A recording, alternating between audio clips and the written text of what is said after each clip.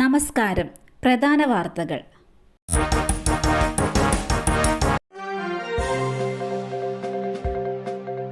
പിടി5 മയക്കുവെടി വെച്ചു. ചികിത്സിക്കാൻ പ്രത്യേക സംഘം. വടവുമായി സംഘം കാട്ടിലേക്ക്. കണ്ണിന് പരിക്കേറ്റ പാലക്കാട്ടെ കൊമ്പൻ പിടി5 മയക്കുവെടി വെച്ച് ദൗത്യസംഘം. ആനയെ ഉടൻ കാട്ടിൽ നിന്ന് പുറത്തേക്ക് കൊണ്ടുവരും. വടവുമായി ഉദ്യോഗസ്ഥർ കാട്ടിലേക്ക് പോയിട്ടുണ്ട്. ആനയെ ചികിത്സിക്കുന്നതിന്റെ ഭാഗമായിട്ടാണ് മയക്കുവെടി വെച്ച് പിടികൂടുന്നത്.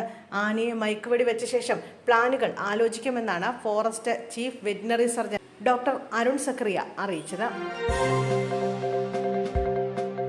ചാർജ് ചെയ്യാൻ വെച്ച പവർ ബാങ്ക് പൊട്ടിത്തെറിച്ചു. വീട് കത്തിനശിച്ചു. മലപ്പുറം തിരൂരിലാണ് സംഭവം. മുക്കിലപ്പിടിക സ്വദേശി അത്തംപറമ്പിൽ അബൂബക്കർ സിദ്ദീഖിന്റെ വീടാണ് കത്തിനശിച്ചത്.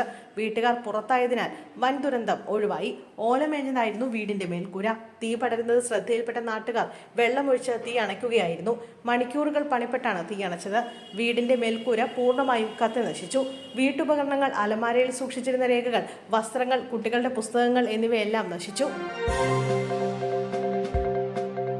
യുവാവ് കുത്തേറ്റ് മരിച്ച സംഭവം. 4 സഹോദരങ്ങൾ കസ്റ്റഡിയിൽ. തിരൂരിൽ യുവാവ് കുത്തേറ്റ് മരിച്ച സംഭവത്തിൽ 4 പേരെ കസ്റ്റഡിയിലെടുത്ത പോലീസ്. തിരൂർ വാടിക്കൽ സ്വദേശികളായ ഫഗദ്, ഫാസിൽ, ഫർഷാദ്, ഫവാസ് എന്നിവരെയാണ് കസ്റ്റഡിയിലെടുത്തിരിക്കുന്നത്. 4 പേരും സഹോദരങ്ങളാണ്. ഇന്നലെ വൈകിട്ട് 5 മണിയോടെ വാടിക്കലിൽ വെച്ചാണ് യുവാവ് കുത്തേറ്റ് മരിച്ചത്. കാട്ടിലപ്പള്ളി സ്വദേശി തുഫൈലാണ് മരിച്ചത്. സാമ്പത്തിക ഇടപാടിലെ തർക്കമാണ് കൊലപാതകത്തിലേക്ക് നയിച്ചതെന്ന് പോലീസ് അറിയിച്ചു. വിദ്യാർത്ഥിക്ക് ക്ലാസ് മുറിയിൽ സഹപാഠിയുടെ ക്രൂരമർദ്ദനം. പെൺസുഹൃത്തിനെ കളിയാക്കിയതിന്റെ പേരിൽ മർദ്ദിച്ചു എന്നാണ് പരാതി. സൈക്കിൾ ചെയിൻ ഉപയോഗിച്ചായിരുന്നു മർദ്ദനം. കരവാരം വൊക്കേഷണൽ ഹയർ സെക്കൻഡറി സ്കൂളിലെ 2ാം വർഷ വിദ്യാർത്ഥിക്കാണ് മർദ്ദനമേറ്റത്. സംഭവത്തിൽ വിദ്യാർത്ഥിയുടെ വലത് കൈക്ക് പൊട്ടലേറ്റിട്ടുണ്ട്. തലയ്ക്കും പരിക്കേറ്റു. നിലവിൽ കുട്ടി കല്ലമ്പലത്ത് സ്വകാര്യ ആശുപത്രിയിൽ ചികിത്സയിലാണ്. സംഭവത്തിൽ സ്കൂൾ അധികൃതർക്ക് വീഴ്ച പറ്റിയെന്നാണ് കുട്ടിയുടെ അമ്മ പറയുന്നത്.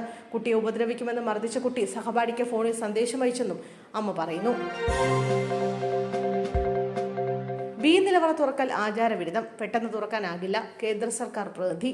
ശ്രീ പത്മനാഭസ്വാമി ക്ഷേത്രത്തിലെ ബി നിലവറ തുറക്കുന്നതുമായി ബന്ധപ്പെട്ട് ഒരു തീരുമാനവുമില്ലെന്ന് കേന്ദ്ര സർക്കാർ പ്രതിനിധി കരമന ജയൻ.